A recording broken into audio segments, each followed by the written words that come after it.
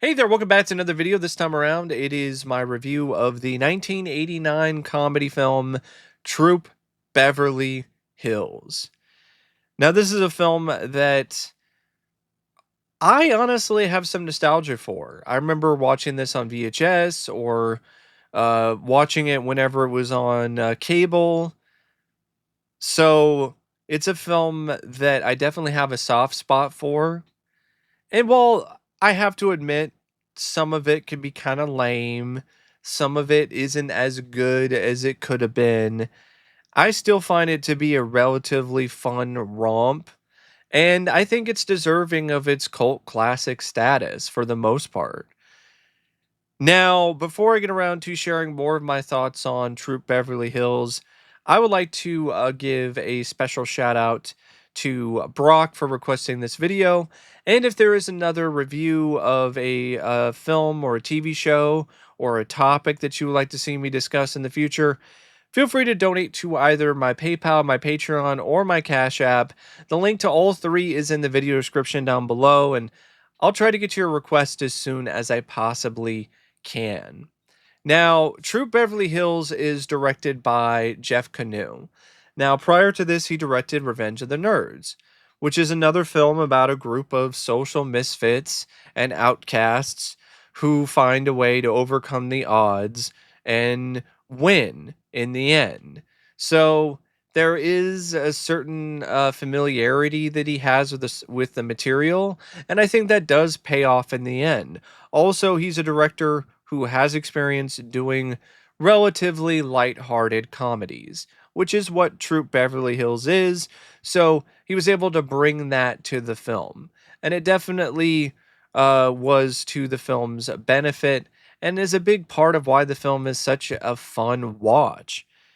He really did capture the exact kind of energy and style and flair that this film needed in terms of its sassiness, its just overall vibe.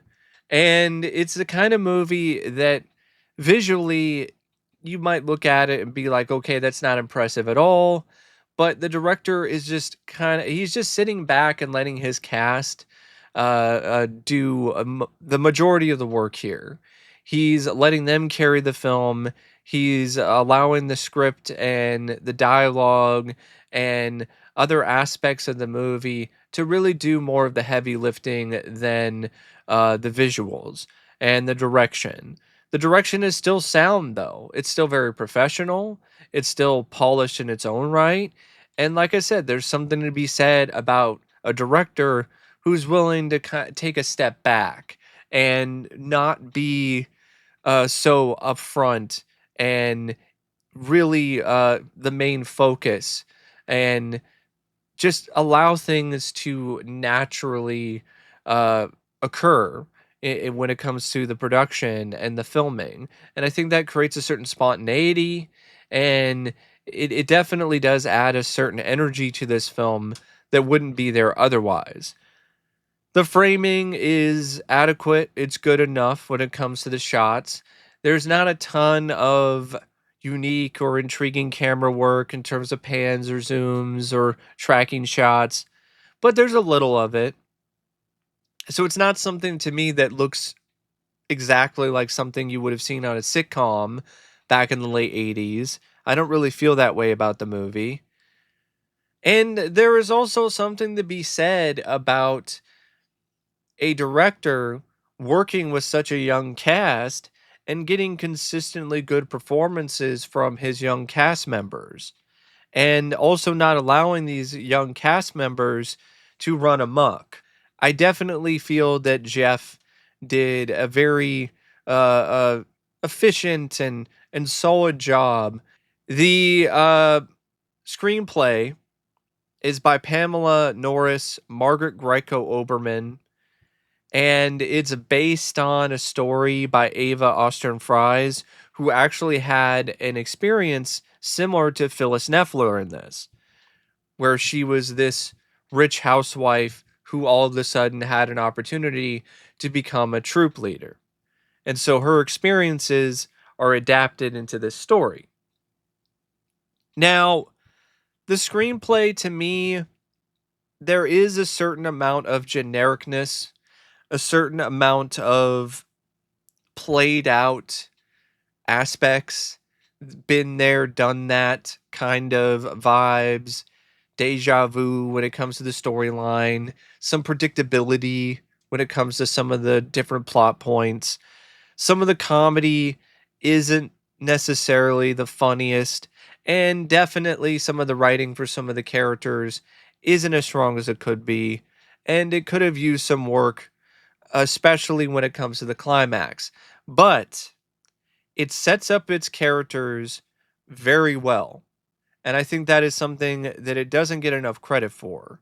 It sets up all of its cast of characters in a very condensed, but still very efficient fashion in terms of the way it introduces Phyllis Neffler and her husband, Freddie, as well as the ultimate nemesis for the movie and Velda, Plunder, and the various other kids and their parents and the other members of the Girl Scout troop.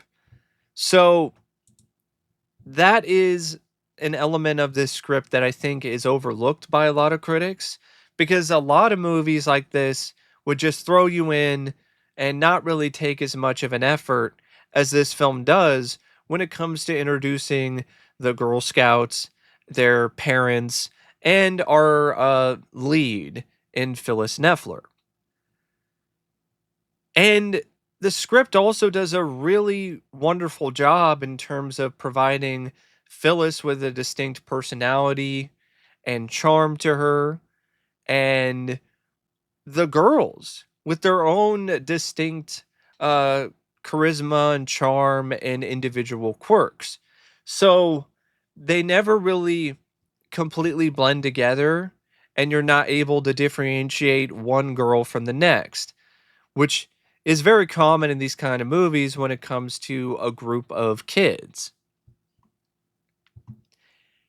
And while it isn't consistently laugh out loud funny, there are some really hilarious moments in this screenplay.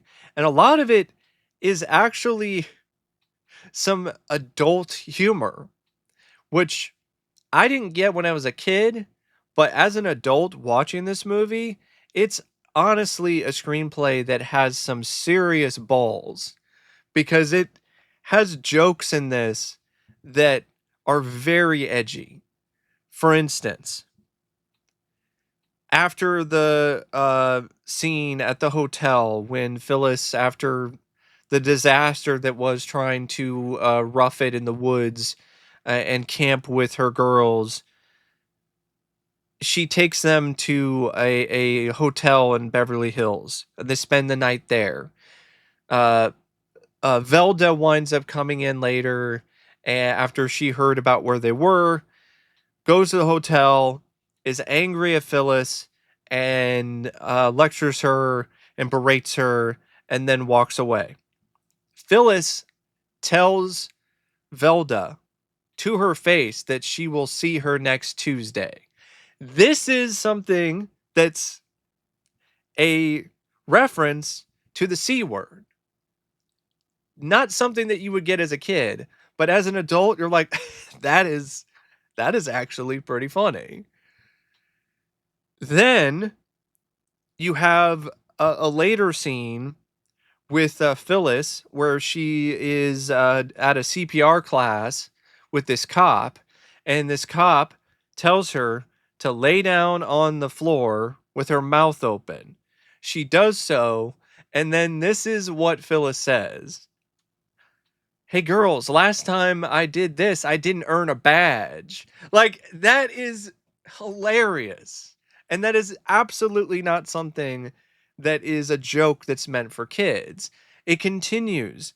There's this whole scene at this old folks' home. And when Phyllis and the kids are doing the Freddy and doing the dances and everything, one of the Girl Scout girls, she is handing magazines to some of the residents, and she's handing like Woman's World and Vogue and glamour to this guy. He's like, I don't want any of that.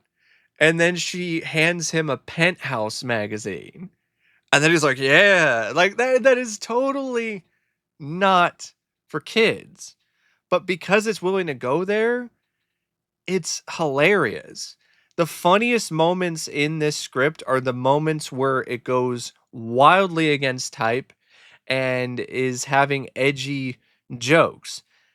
There's even a reference to when a character is depressed and they are uh, drunk and they're drinking like all these different bottles of alcohol. Well, in Troop Beverly Hills, instead of it being alcohol, Phyllis is drinking multiple packs of Evian water. And so you even have this bit where her friend is like, "You've had enough." And she's like, "I'll tell you when I've had enough. Give me another bottle of Evian." Like that is not the kind of stuff that you're really gonna get the context as a kid, but as an adult, you're like, "Oh, that's actually a riff on a very typical plot point in these kind of movies where somebody is like wallowing in their sorrows, but instead it's not alcohol, it's Evian water." And there's a lot of that stuff too in this script that I really liked, where it pokes fun at the Beverly Hills socialite kind of stuff. It it has fun with that.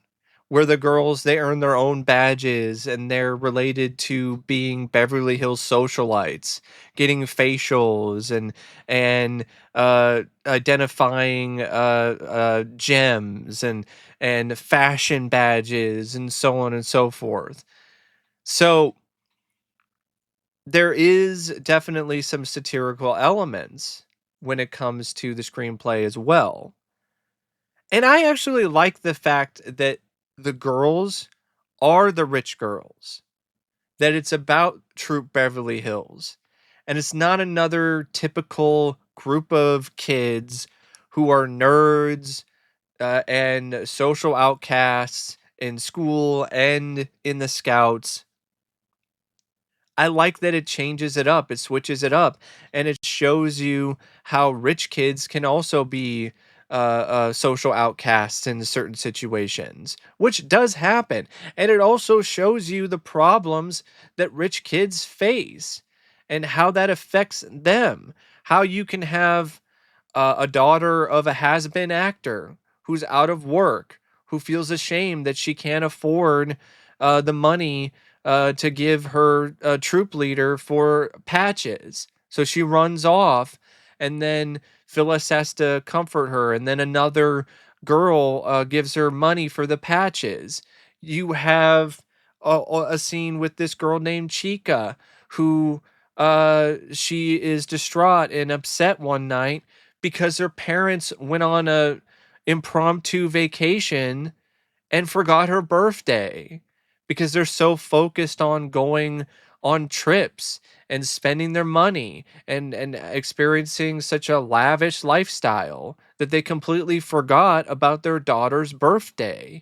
These are things that you don't always hear about in these kind of films or these stories. I think these are things that even people who don't have the same benefits in life can also connect with. And it does have moments where it really makes you connect and feel for these kids in terms of whatever situations that they're dealing with throughout the movie.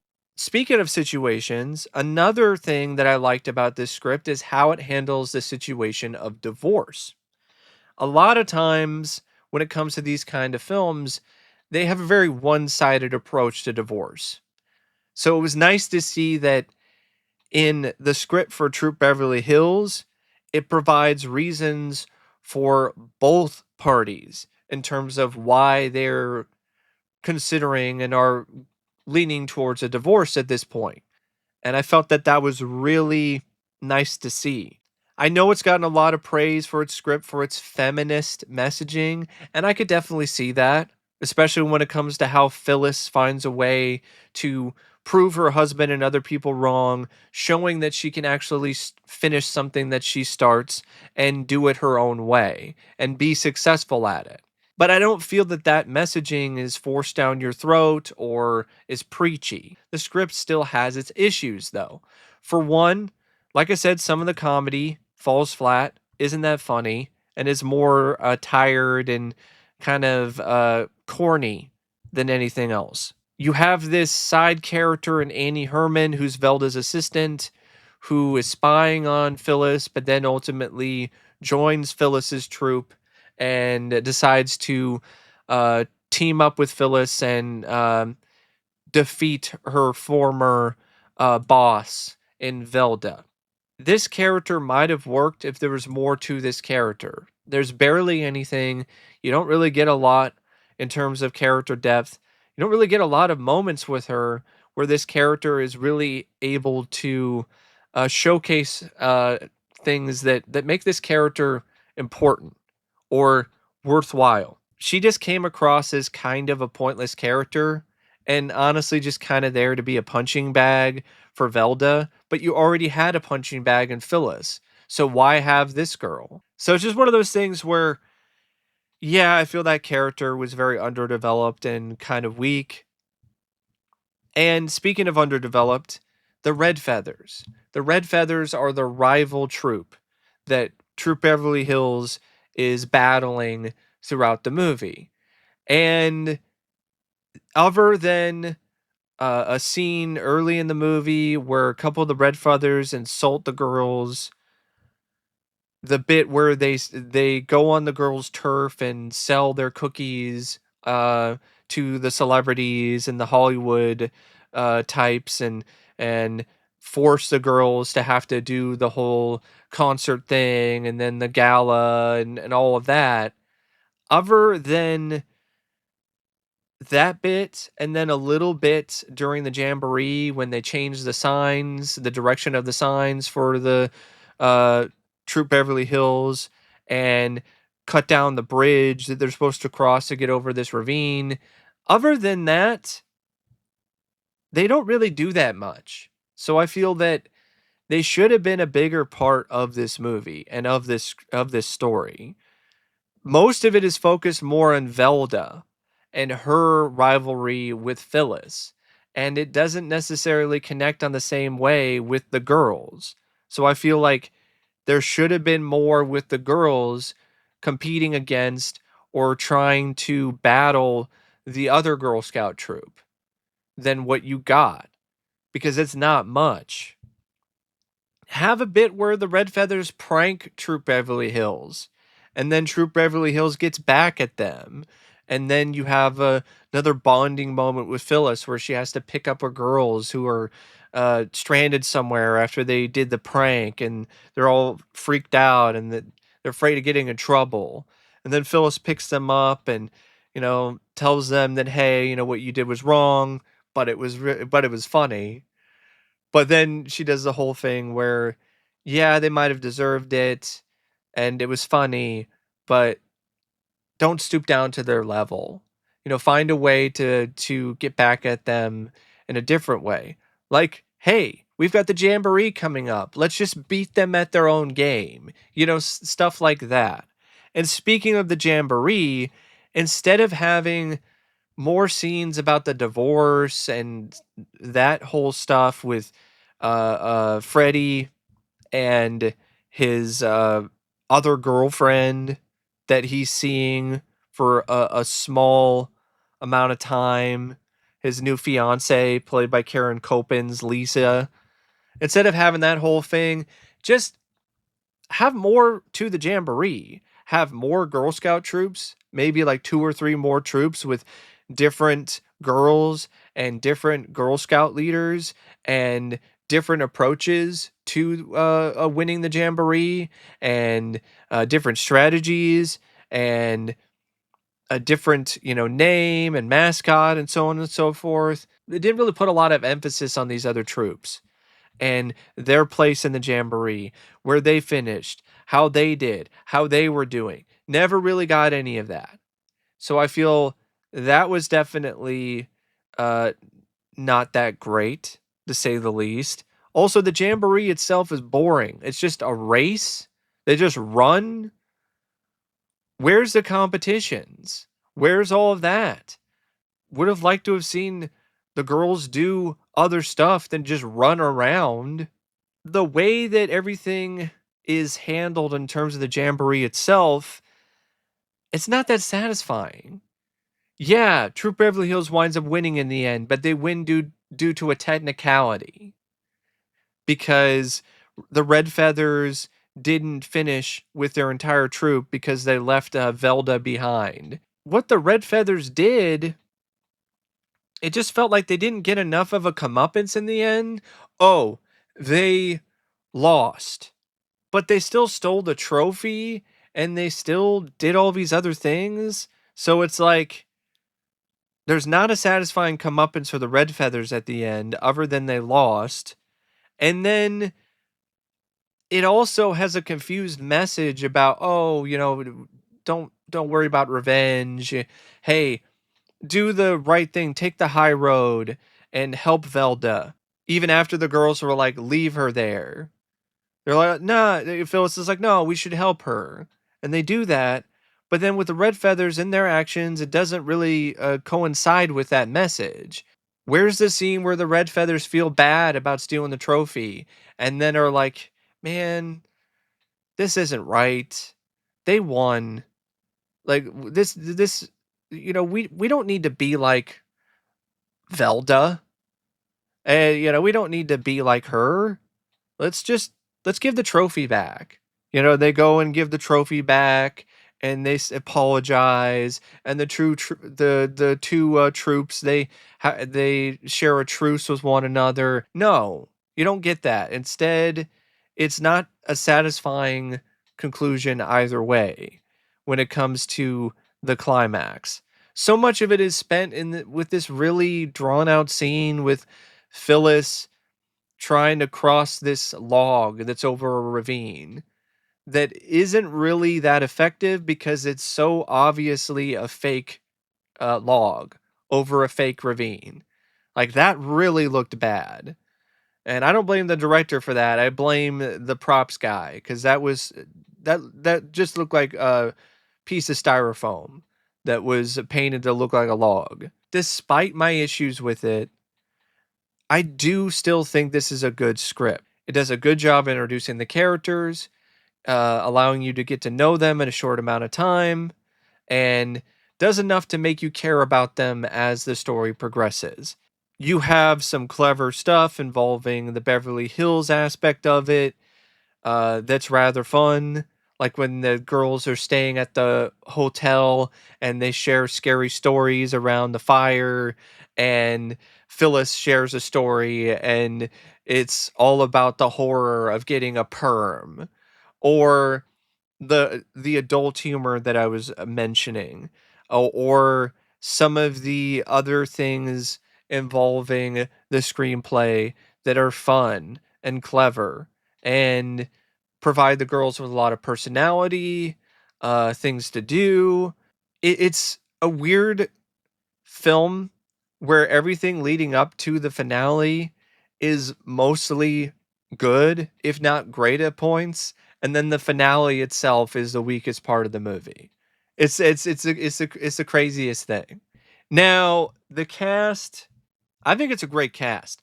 Shelley Long is both endearing and heartwarming in this, has some really great chemistry with the girls, but is also really funny. She has some really excellent deadpan in this. And I don't know why she got dogpiled on so much by critics when this film came out. This is not a bad performance by her at all. Actually, it's one of my favorite performances by her. You can tell that she was having fun with the role, and it really shows. And she's just full of personality and her own signature charm. Her physical comedy in this is very underrated.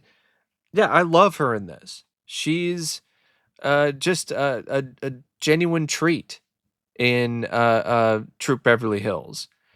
Craig T. Nelson is also good as Freddy, the Muffler Man. Doesn't have as much to do, but makes the most out of his small screen time. Betty Thomas, she's definitely a villain that you hate, but at times she can just be more annoying than entertaining. But there are still a handful of moments where the character works, but it is a very over the top performance, and I could see how some people could just find it to be a bit too brash to really find that in entertaining. But she definitely left a more of an impression than Mary Gross, who I still don't even know what she even added to this movie.